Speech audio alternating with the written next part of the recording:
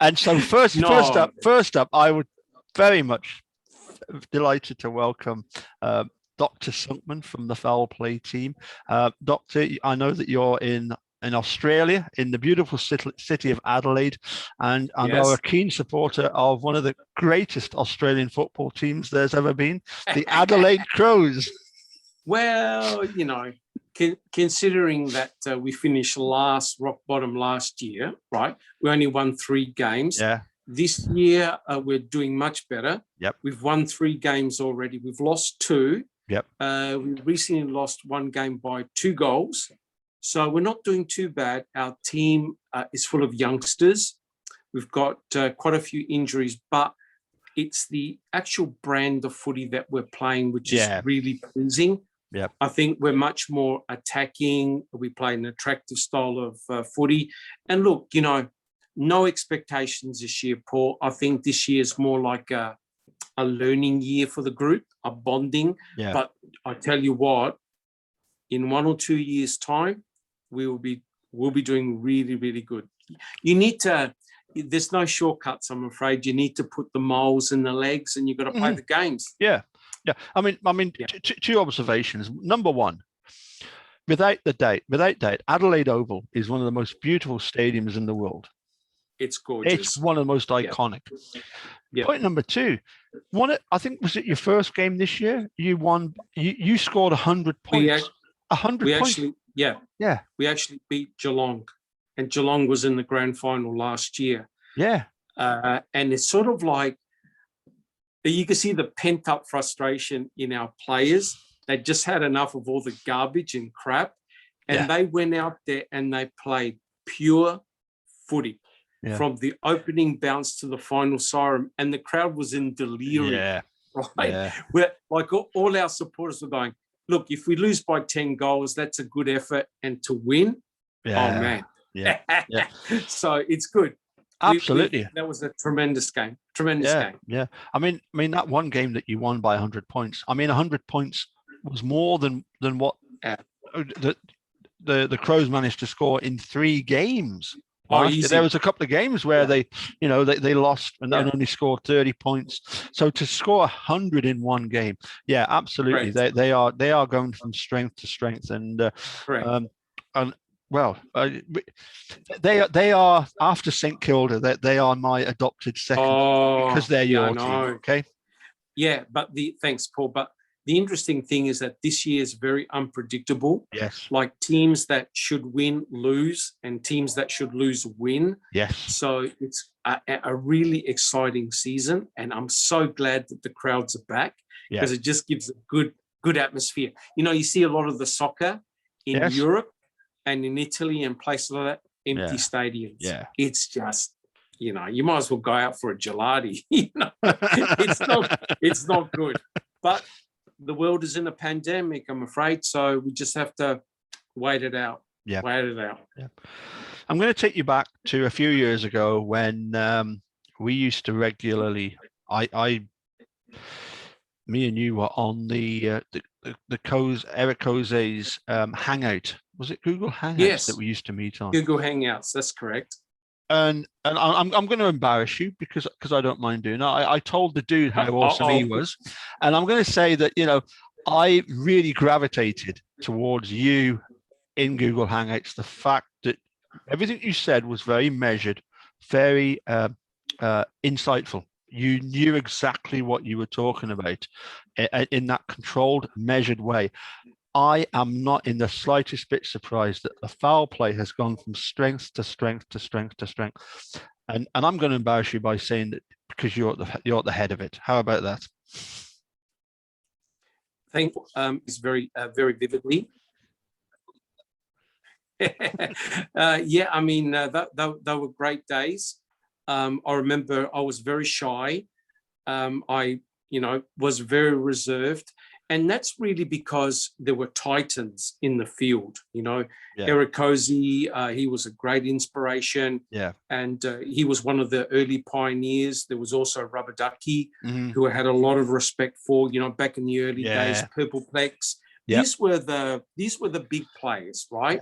Yeah. Okay, people have changed now and gone in different directions. But back then it was really a big deal.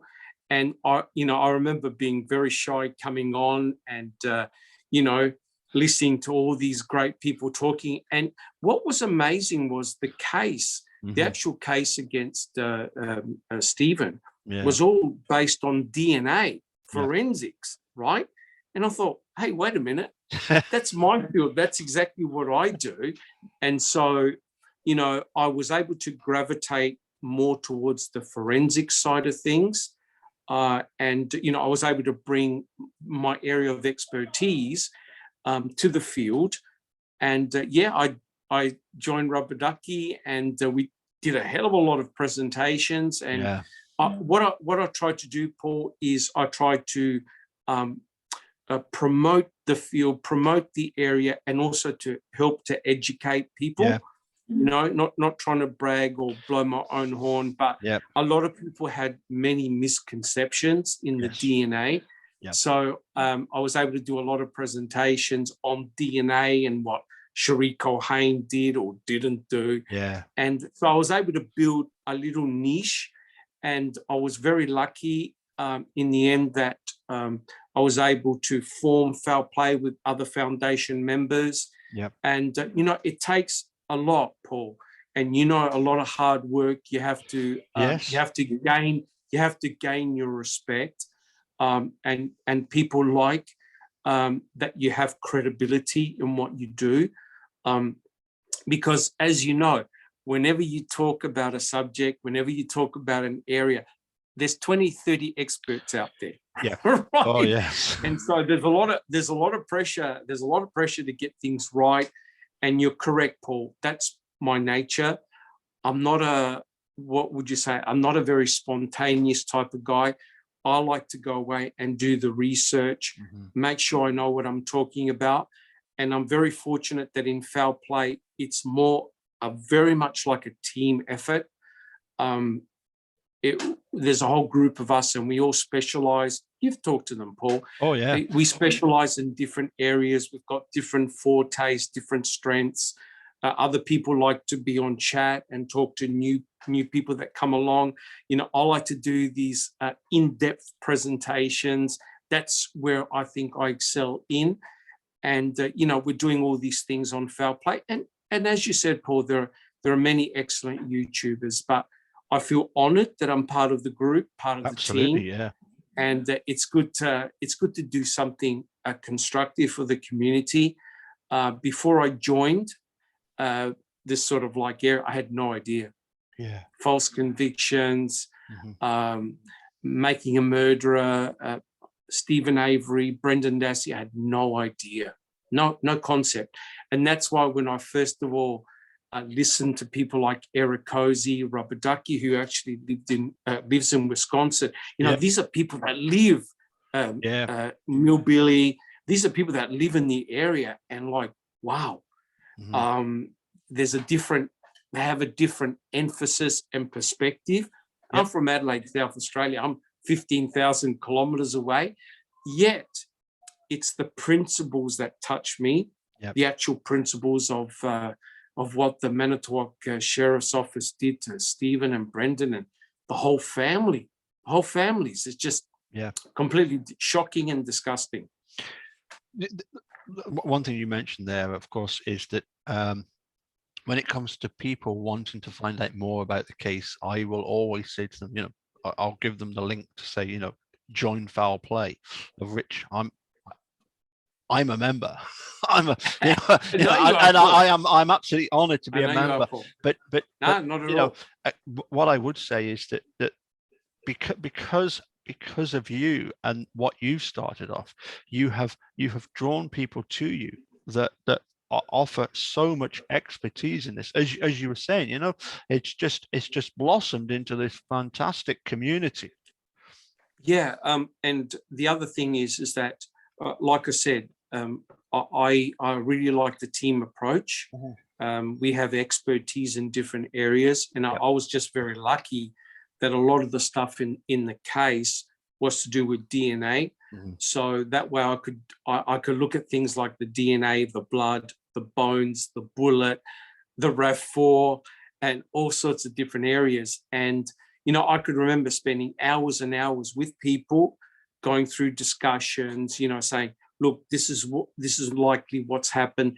This is not likely what's occurred. So you want to, the important thing, Paul, is to remove speculation. You know, the facts are the facts, you know, and it's important to have, like I said, credibility. And I remember I read these posts on Reddit, and there was one guy who was attacking my credibility. And one guy said, look, you know, this guy, I reckon he worked close to DNA, but not with DNA. He doesn't know what he's talking about.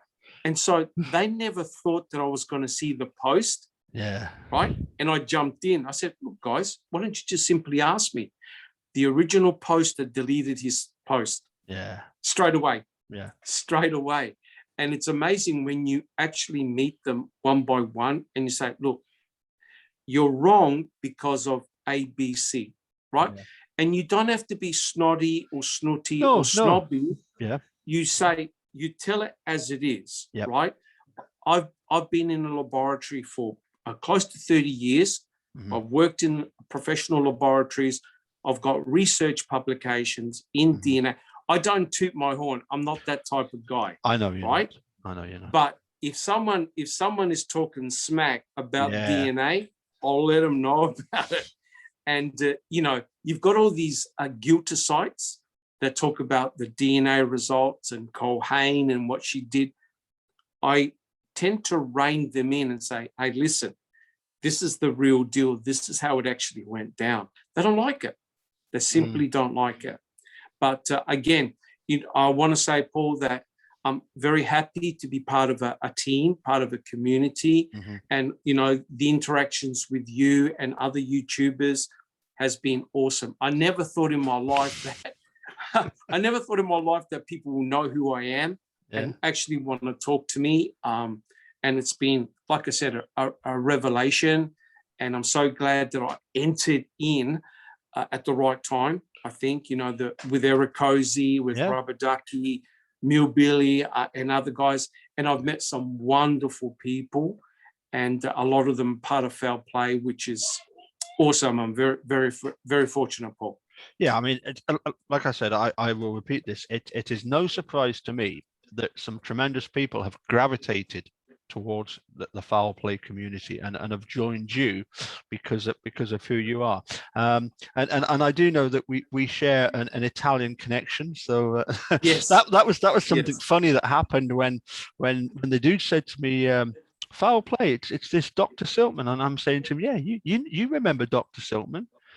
It's And I said he was in the Google Hangouts and under his real name, you know. You remember him, and then it's like, yeah, okay, yeah, now I get you.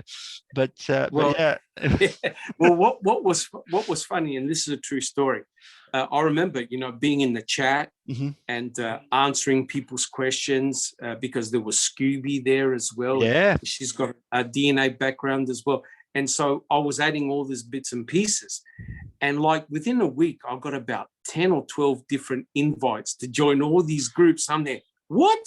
People want to talk to me? You got to be joking.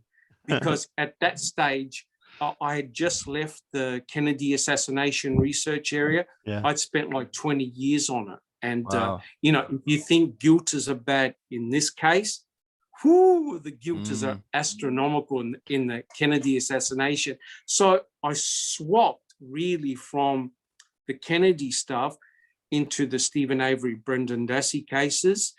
And it's remarkable because you've had a lot of excellent hosts, guests come in, you know, that have written a lot of books and done cases in wrongful convictions. And I bought most of the books and read them. And what it's done is expanded me out to different cases. And so, you know what? And what the scary thing is, I see exactly the same issues occurring time after time, right? So no matter what the case, it doesn't matter whether it's in Scotland, whether it's in England, UK, or America, Australia, you tend to see the same things taking place. all the time, and it's so scary. Yeah, I was very glad that you picked up on that blind injustice, because I felt I felt I owed you after you suggested Murder in the Bayou, which I got and read, and that was and the the documentary and the book.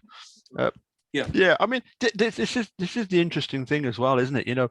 That within this community, it's like, dare I say it, I get the sense that one or two people want to sort of shine and make it a competitive thing, but for us, all we're interested is in trying to promote justice for Teresa, Stephen Brendan, and we rejoice in the success of everybody else's channel, and that's what the dude was really interested in, was everybody's channel just exploding and becoming a huge phenomenon, whereby and sorry and no, and the important thing is the cross fertilization of ideas. And I tend to talk to a lot of different people from all sorts of backgrounds and stuff like that, in areas of expertise and interests, and it's amazing because you discover that you've got common interests, and that competition is, I think, at the end, destructive. Yeah. We've all got our different personality and styles, and I like what you do, Paul, because you tend to bring a lot of people together and have a good chat, have a good laugh, and make people feel very comfortable. And that's the way, and that's the way it really should be. Yeah. Because I recently did an interview with Dr. Sandra Lean. Yes. On the Luke Mitchell case, right? Yeah. And it's like, I took a very different approach, sort of like toned it down, made Sandra feel very welcome and comfortable. Yes. Instead of like bang, bang, bang, bang, bang. And it's sort of like one of our highest rated videos. We got hundreds and hundreds of comments, right? And they've since disappeared, because I think in that case, if you mention specific names, you're out, right? Because of the legal requirements. But the interesting thing, Paul, was that it generated discussion. Yes. Fruitful discussion. Yeah. And even, you could tell there were tons of guilters in there, but they were respectful. They appreciated the format, and that's why I like your channel as well, because you bring in all sorts of different people in with all different ideas, and it's great. And we do it too now. We've got open mic that's hosted by Jack, and we have a lot of people in chat. We hand around the microphone basically from all around the world, and it's awesome. Yeah, fantastic. I must admit, from my point of view, it's a case of, I know that Stephen and Brendan were wrongfully convicted. I know they're framed. I know that Luke Mitchell did not receive a fair trial. I can clearly see that Michael Funk should have had a much more justice for having been executed the way he was. I can see all these cases, Daniel Holtzclaw, Scott Davis. I can see that, but I don't know what actually happened. Therefore, for me, it's a case of, as you say, get people together, have a discussion about it, see where we go. It's all about talking about the case, because one thing that the people that the bad actors in this, they want to hide in the shadows. And as Jerry Buting said, we're shining a light on these bad actors. I'm just going to ask you, just very briefly, this coming Sunday, we've got our Keep Talking Till They're Walking, and you and your team have very, very kindly agreed to do a video, and I would just like to ask you a little bit about, what topic of, there's so many topics to discuss in this case. There is. You have hit on one that, that Jerry Buting said, in his book, of all the people that should have been excluded because of a conflict of interest, they finally found one that had no conflict of interest and decided not to let her in. So correct. Correct. Well, what we're going to do, our presentation, and we'll pre-record it. Yes, So obviously because of the time difference, it's difficult. Yeah, I mean, it's crazy. It's crazy, Paul, because Yes. we're on all sides of the planet. Exactly. And like, it might be early hours of the morning for me, it could be lunchtime for somebody else. So what we're going to do is we're going to pre-record it, do a discussion. The topic that we've chosen is we're going to do Deborah Kakach, the coroner. Yeah. And I honestly believe that it's a story that has to be told. Absolutely. Right? Has to be told, because the actual coroner herself played such a crucial central role. And in actual fact, the reason why there's no coroner at the Avery salvage site and also at Cuss Road, Manitowoc County gravel pit, is the reason why we have the rubbish we have today. Yes. Right? It's sort of like, if the investigation was done correctly, as in professionally, by the books, by the numbers, without fear or favor, a lot of the garbage that we talk about today would not exist, right? Absolutely. But because these idiots excluded, I reckon the one pure person that would have gone in there with her team and done a thorough job. Yes. Right? She would have kicked everybody out. Guys, scram. Yeah. This is my crime scene. I've got my professional investigators here. I've got forensic anthropologists. I've got everyone I need. Yeah. And I will do a thorough job without fear or favor, without prejudice. I'll write my reports. Here are my findings. Right? What do those idiots do? No photographs of the burn pit. And also they had to rush in a hurry because it was getting dark. Yeah. What the actual, Yes. And that's why, Paul, I believe that the only way to expose the shenanigans is to embarrass them. Yep. To publicly embarrass them. And that's what Zona is doing, step by step. So when she gets in front of a judge, she'll rifle off the shopping list. And it's going to look really, really bad. And so that's why we've chosen the coroner. Yeah. I believe it's a human story, Paul. It's a story that will touch everyone, because here is a person that is a good person.